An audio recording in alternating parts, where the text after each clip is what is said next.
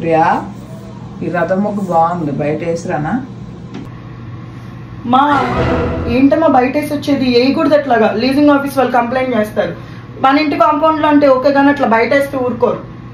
ఏం కాదు ప్రియా, సంక్రాంతి పండగ కదా, ఏ ఊరుకోరా ఏంటి? ఏమన్నట్లు వేసొత్త ఒక్క రథం ముగ్గేగా.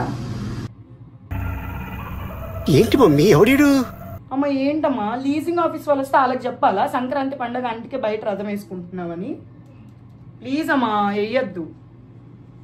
ఏం లే, ఇంకా ఇక్కడికి వచ్చినాక నా ఇష్టం కాదు కదా, ఇంకా మీ ఇష్టమే. ఇక్కడ వాళ్ళు ఊరుకోరు కదా, నేను పోతాను.